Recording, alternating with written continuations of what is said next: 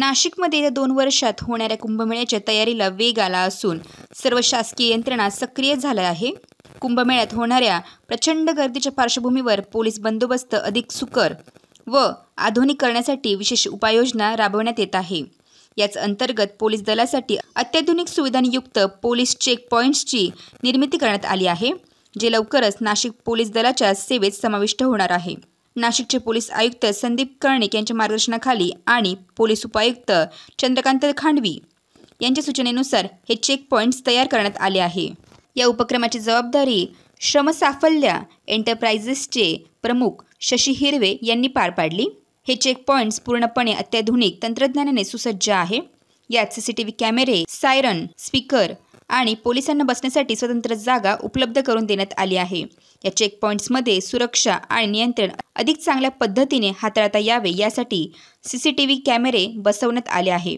तसेच आपत्कालीन परिस्थितीत त्वरित प्रतिसाद देण्यासाठी सायरन व स्पीकरची सोय यासह डिजिटल लाईट्स वापरण्यात आली आहे।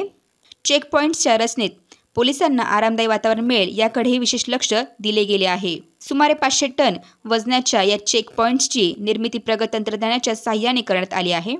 सध्या 2 चेक पॉइंट्स तयार असून कुंभमेळ्यातील गरजेनुसार यांची संख्या वाढवण्याचा निर्णय घेतला गेला आहे।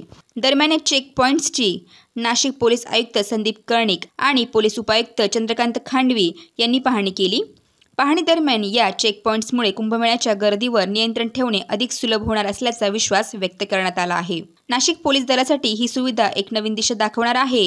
या चेक पॉइंट्सच्या माध्यमातून बंदोबस्ताच्या कार्यक्षमतेत मोठी सुधारणा होईल, तसेच गर्दीचे व्यवस्थापन अधिक प्रभावी होईल। श्रमसाफल्य एंटरप्राइजेसनेही भविष्यातील मागणीनुसार आणखी चेक पॉइंट्स तयार करण्यासाठी सुसज्ज असल्याचे सांगितले आहे।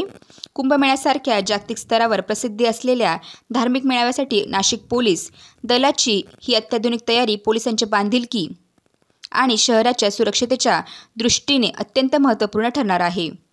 वेद न्यूजसाठी प्रतिनिधी कमलाकर तिवडे, नाशिक।